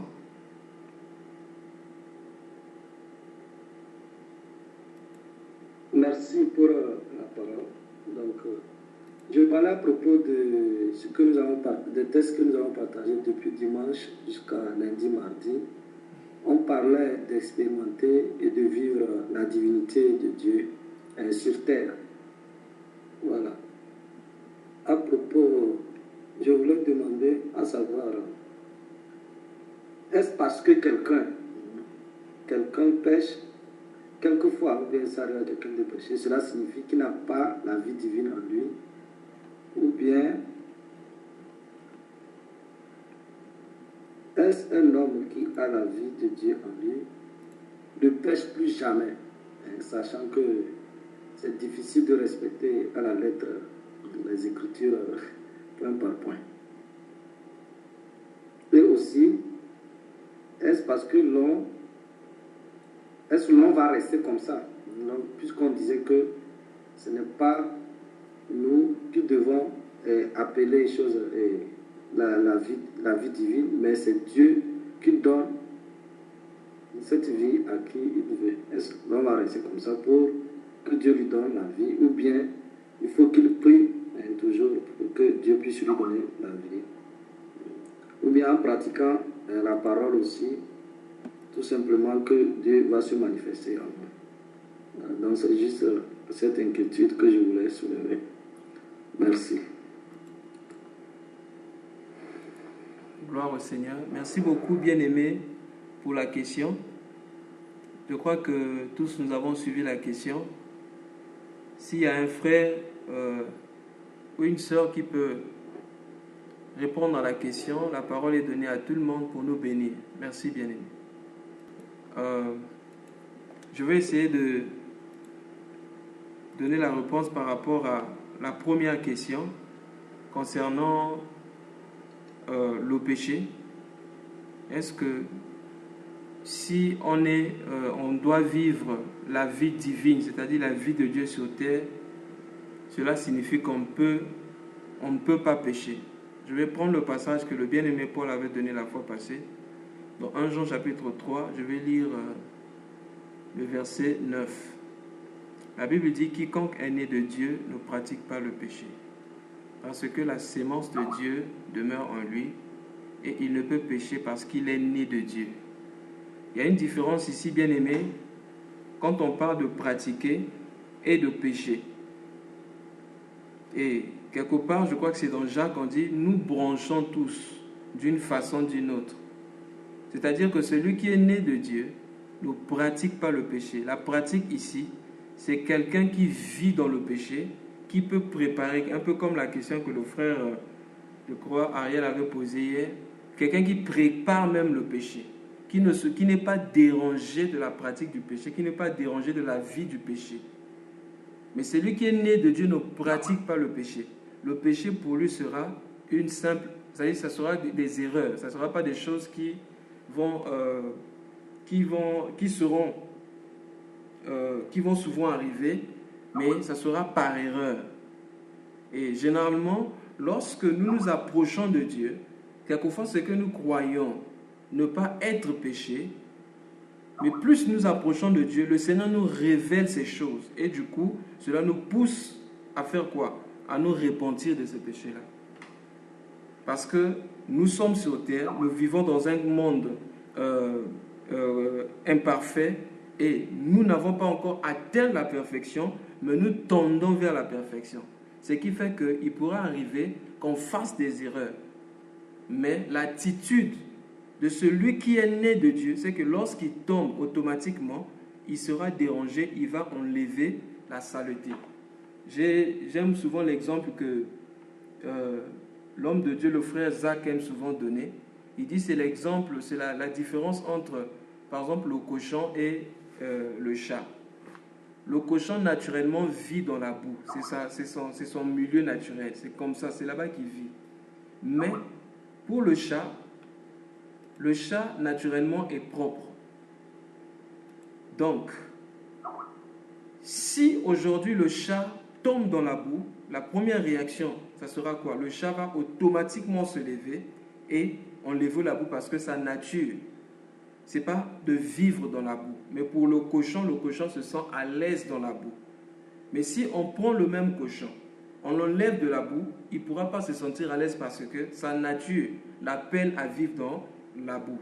Donc de même aussi, ceux qui sont nés de Dieu, naturellement, ils vont aimer quoi? La sainteté. Mais et s'ils arrivent à tomber, dans la boue, ils vont se lever rapidement et continuer la marche. Et c'est le type de gens qui sont nés de Dieu. Oui, je vais donner la parole au bien-aimé afin que les frères réagissent aussi par rapport à ça. Je donne la parole au frère Paul.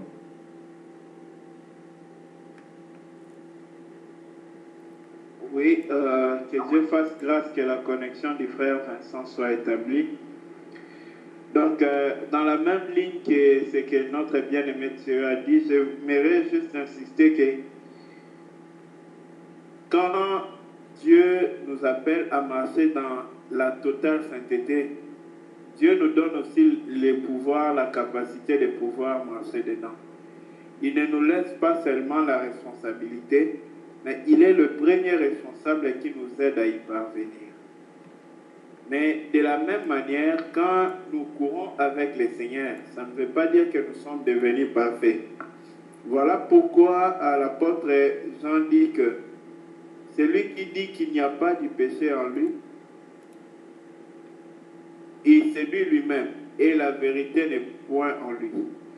1 Jean chapitre 1 verset 8. Si nous disons que nous n'avons pas de péché, nous nous séduisons nous-mêmes et la vérité n'est point en nous. Pourquoi? Parce qu'en fait, nous serons totalement tels qu'il est quand nous allons le voir. Totalement, je dis bien. Mais maintenant, bien aimé, nous devons être tels qu'il est suffisamment. Mais la totalité, c'est quand on le verra face à face. Alors, pendant que nous sommes encore sur la terre, bien aimé, ce qui va rassurer que réellement nous sommes nés de lui, ce serait notre attitude par rapport au péché. C'est-à-dire, la douleur qu'on a eue par rapport à un péché commis avant. Si réellement on avait cette douleur-là, on ne va pas tolérer que cette douleur-là se répète. Personne n'aime la blessure, personne n'aime la douleur. Et si quelqu'un veut encore que la douleur se répète, c'est que la personne n'a pas encore souffert de cette douleur. Alors, si quelqu'un souffre réellement de la douleur du péché dans son cœur, il ne laissera plus le péché reprendre place dans sa vie. Voilà pourquoi lorsque quelqu'un grandit, c'est comme les oignons. Bien aimé, quand on voit l'oignon, ce sont des couches, mais on doit enlever couche par couche, couche par couche. Mais si,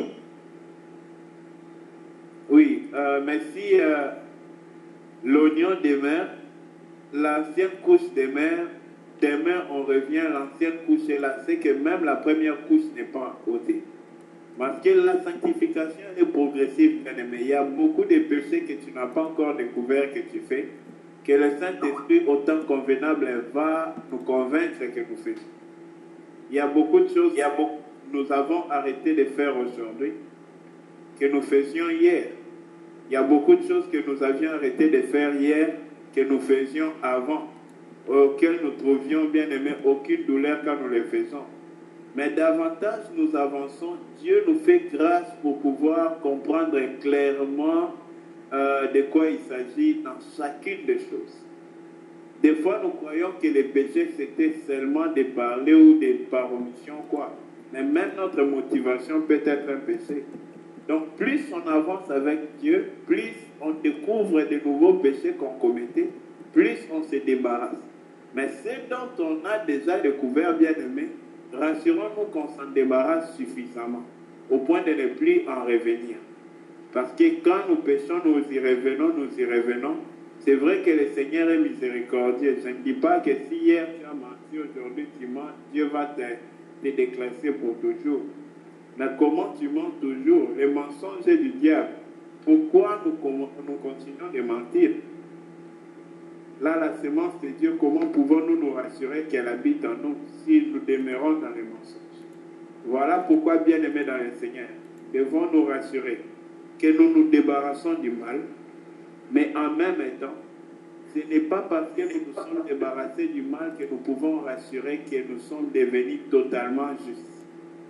C'est en plutôt continuant en demandant à Dieu qu'est-ce qui encore en nous te dérange, que nous découvrons réellement qu'est-ce qui est en nous qui dérange Dieu. Donc, il n'y a pas un moment de repos dans la sanctification. La sanctification est continuelle, c'est jusqu'à la vie du Seigneur. Mais celui qui pêche et qui prend plaisir dans les péchés, bien aimé, il doit se poser lui-même des questions. Pas qu'on doit lui poser des questions sur lui, on ne veut pas être son juge, mais lui-même doit se poser la question si réellement il a réussi la victoire sur les péchés ou pas. Parce que Christ est la victoire sur les péchés. Merci. Amen. Merci beaucoup, bien-aimé, pour la réponse.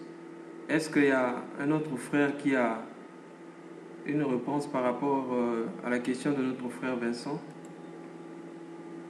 Une autre question? Donc, s'il y a un autre frère qui a une autre question, on peut toujours la poser. Ou si le frère Vincent a une autre question, il peut toujours la poser. La question avait plusieurs volets. Est-ce qu'il y a... Ok, si la sœur Annette peut nous rappeler les volets qui n'ont pas été touchés. J'ai cru avoir entendu, il demandait si il suffit juste de rester comme ça et d'attendre d'être sauvé, ou alors de demeurer dans la parole. Je ne sais pas s'il se rappelle, s'il peut lui-même reformuler sa question. Oui, j'ai dit, est-ce qu'il faut rester comme ça ou bien c'est en pratiquant la parole de Dieu, c'est en priant avec la prière, puisqu'on disait que bon, ce n'est pas nous, nous-mêmes qui allons et bon, que c'est, nous avons et la dernière fois on s'était partagé que c'est Dieu lui-même qui donne la vie. C'est lui qui donne la vie, que ce n'est pas nous qui allons chercher cette vie, mais c'est Dieu lui-même qui donne. C'est pour ça que je demandais. C'est comme ça, ou bien c'est la prière, ou bien comment. Puisqu'on disait qu'il ne faut pas s'efforcer des actes, pas me dire que bon, ceci, cela, je fais, c'est pas moi, s'efforcer de ne plus faire pour avoir Dieu, mais il faut d'abord avoir Dieu, et qu'en ayant Dieu maintenant, les mauvaises habitudes maintenant vont partir, et non en essayant de faire partir les mauvaises habitudes qu'on a Dieu. Donc, je voulais savoir, est-ce qu'il faut rester comme ça pour avoir Dieu avant de changer les mauvaises habitudes? Merci. Oui, shalom. Oui, je me presse à prendre la parole parce que c'est très nécessaire de revenir à ce qui a été dit en ce jour-là. Quand on a parlé de cela, c'était par rapport à... c'est pas peut-être, j'ai peut-être mal expliqué, je vais y revenir. C'est pour insister sur la part de Dieu et la part de l'homme. La victoire sur les péchés, c'est Dieu qui la donne à l'homme. Si Dieu ne la donne à l'homme, l'homme ne peut pas l'avoir. Mais Dieu ne la donne pas à tout homme. Dieu la donne à l'homme qui parvient à venir auprès de lui pour en supplier. Dieu ne la donne pas à tout homme. Dieu la donne à l'homme à qui Dieu veut faire grâce pour que cet homme-là reste dépendant de Dieu. Si je veux la victoire sur les péchés, pour demain brandir cela comme une œuvre que moi j'ai faite, ma victoire sur les péchés ne demeurera pas longtemps. Parce que dès le jour où je dirai j'ai vaincu ces péchés-là vont commencer à me vaincre. Sinon, un autre péché m'a déjà vaincu, c'est l'orgueil. Bien aimé, l'orgueil, ce n'est pas seulement dans les biens de ce monde. Il y a l'orgueil spirituel aussi. Voilà pourquoi, bien aimé dans le Seigneur, pour ne pas tomber dans... c'est une montagne à deux rives. Donc il y a la fossée à gauche et la fossée à droite. Pour ne tomber ni dans l'un ni dans l'autre, les gardes des fous bien aimés. C'est que c'est la victoire de Dieu. Et nous, parce que nous devons le supplier pour obtenir cette victoire, nous devons demeurer humbles après l'avoir obtenue. Mais pour l'obtenir, si quelqu'un dit c'est Dieu qui va le donner, lui reste et ne fait rien. Bien aimé primo, comment il saura qu'il a? Deuxièmement, comment lui, il pourra s'assurer que Dieu est en train de le lui donner? Ce n'est que par la prière qu'on peut s'assurer en demandant, parce que nous avons l'assurance que lorsque nous demandons selon sa volonté, il nous le donne. Sa volonté, c'est notre victoire sur les péchés. Et quand nous demandons pour que nous puissions vaincre les péchés, nous avons l'assurance qu'il nous les donne. C'est par la prière que nous avons cette assurance-là, selon la promesse que lui-même Dieu a faite, parce qu'il est fidèle à sa promesse. Ainsi donc, la part de l'homme, c'est d'aller supplier pour obtenir cette victoire-là. La deuxième part de l'homme, c'est d'aller toujours pointer cette victoire-là à Dieu. En action de grâce. Père, merci parce que c'est toi qui fais surmonter ma vie sur les péchés. Merci parce que cette victoire sur les péchés, c'est toi, c'est pas moi.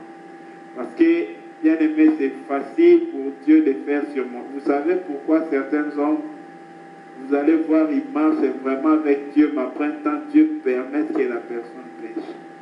Oh, bien aimé, il y a quelque chose de très dangereux, même dans la victoire sur les péchés, c'est l'orgueil. Voilà pourquoi, frères et sœurs, les cantiques dans les cieux est un seul, à l'agneau immolé. C'est à ses pieds qu'il y a tout. C'est là-bas qu'il faut rester. Les jours où tu penses que tu peux, bien aimé, une branche peut porter des fruits pendant 1000 ans. La 1001e année. La branche se dit, je porte toujours à moi, je porte déjà les fruits. Même hier, quand le bien-aimé de Dieu nous a parlé par rapport aux réflexes, étant devenu mature, nous avons les réflexes pour faire la justice. Pas notre propre réflexe à nous pour faire ce qui est selon. Voilà pourquoi, bien-aimés, demeurons dans la dépendance de Dieu.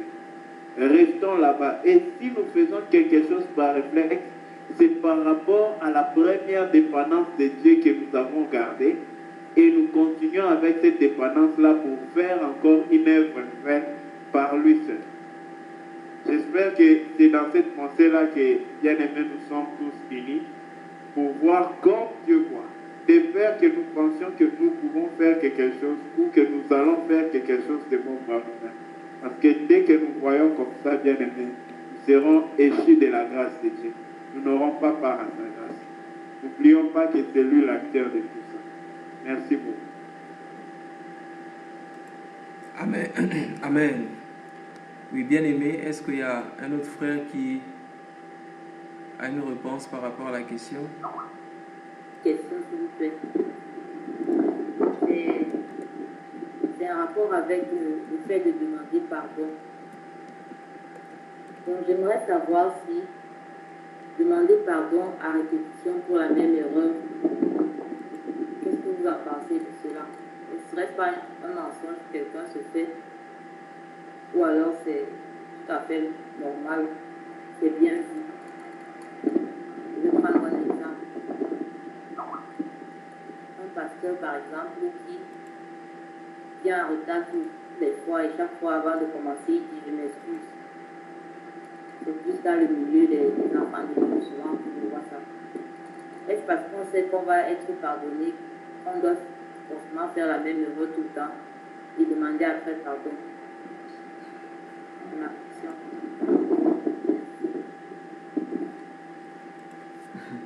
Gloire au Seigneur.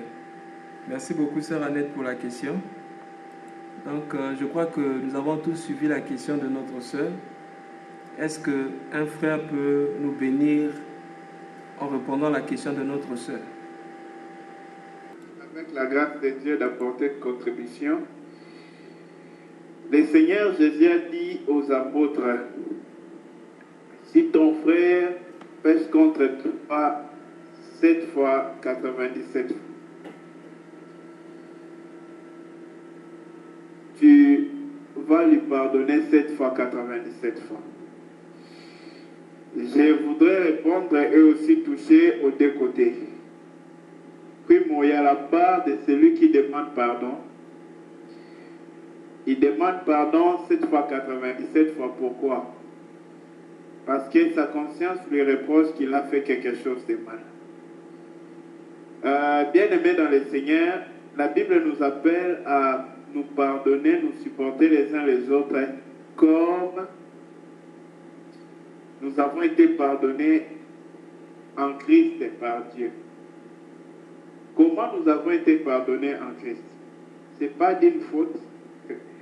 Avant que nous puissions connaître Christ, nous avions fait beaucoup de fautes. Maintenant que nous avions connu Christ, nous avions encore fait beaucoup de fautes. Je ne sais pas pour vos cas, pour mon cas, c'est ça. Mais à chaque fois que je pêche, dès que ma conscience me reproche, je fais de mon mieux pour aller demander pardon. C'est ma responsabilité pour mon âme devant Dieu. Et ainsi, quand un homme m'offense aussi, avant même qu'il vienne demander pardon, je fais de mon mieux pour le pardonner. Voilà pourquoi, si un frère fait l'offense, peut-être de venir en retard toujours, même tous les jours. Si tous les jours il demande pardon, heureux est l'homme qui le pardonne et qui ne cherche pas d'abord à à le remettre sur la première des étapes pour un enfant de Dieu, c'est de le pardonner. Ensuite, de l'aider à éviter de revenir en retard. Parce que, bien aimé, c'est bien aussi de voir quand il y a faute, mais ce n'est pas facile aussi de voir quand nous avons aussi faute. Alors, l'essentiel serait d'aider le frère et d'abord de le pardonner. Car quand nous le pardonnons, nous nous pardonnons nous-mêmes devant Dieu. Parce que nous ne serons pardonnés que comme nous pardonnons aussi à ceux qui nous ont offensés. Voilà pourquoi la première phrase, c'est de celui qui doit revenir 1000 fois. Il ne doit pas avoir peur de venir demander pardon parce qu'il a déjà fait cette faute hier. Il doit demander pardon. Tant que sa conscience lui demande, même si c'est la 2000e fois, il doit revenir. Et la part aussi de celui qui doit le pardonner, c'est d'abord de le pardonner et ensuite de l'aider, de peur que son péché à lui ne devienne ton partage par la réaction que nous aurons envers celui qui a péché. Merci. Amen. Merci beaucoup, bien-aimé, pour la réponse. C'est très important de comprendre ces choses. Vous savez, bien-aimé, généralement, nous n'arrivons pas à supporter les hommes parce que nous n'avons pas compris comment est-ce que Dieu nous a supportés. Je crois que c'est dans Éphésiens chapitre 4, verset 32, où la Bible dit « Soyez bons les uns envers les autres, compatissants, vous pardonnant réciproquement. » Comment ? Comme Dieu vous a pardonné en Jésus-Christ. Bien-aimé, il y a quelque chose que le Seigneur Jésus a fait juste avant qu'il ne passe par la croix. Qu'est-ce que le Seigneur Jésus avait fait? Pendant qu'ils étaient dans la chambre haute, là où ils ont mangé, célébré la Pâque, le Seigneur Jésus avait lavé les pieds de ses disciples. Et il dit, vous devez le faire les uns les autres. Et quand Pierre lui a dit, Seigneur, si tu veux laver mes pieds, tu vas aussi laver ma tête, etc. Mais le Seigneur lui a dit, celui qui s'est lavé déjà le corps n'a plus besoin de se laver encore, il va seulement se laver les pieds parce que certainement il a marché et tous les pieds se salissent généralement facilement. Donc c'est pour dire que tel que nous sommes là, il y aura toujours des erreurs. C'est celui qui est parfait, qui est capable de condamner. Mais si nous reconnaissons toujours imparfaits, faibles, nous allons toujours accepter de pardonner et de supporter les faiblesses des autres. Quelquefois c'est difficile, mais cela devient difficile dans notre vie du moment où nous ne reconnaissons pas notre faiblesse. Celui qui est faible aura facilement la facilité de supporter aussi celui qui est faible comme lui. Peut-être que la faiblesse de l'autre n'est pas sa faiblesse, mais il va reconnaître forcément que lui aussi il est faible quelque part. Et ce qui va créer en lui cet esprit-là d'être miséricordieux envers les autres. Donc, bien aimé, n'oublions jamais ça. Le Seigneur Jésus a dit, si vous faites ceci, faites cela entre vous, c'est-à-dire lavez-vous les pieds. Chaque jour, les pieds se salissent. Et nous n'avons pas nous fatiguer à nous laver les pieds. C'est très important. Merci bien-aimé, merci sœur Annette pour la question, merci frère Paul pour la réponse. Est-ce qu'il y a un frère ou une sœur qui a une réponse par rapport à la question de notre sœur Annette? Prière de donner, n'hésitez pas pour nous bénir.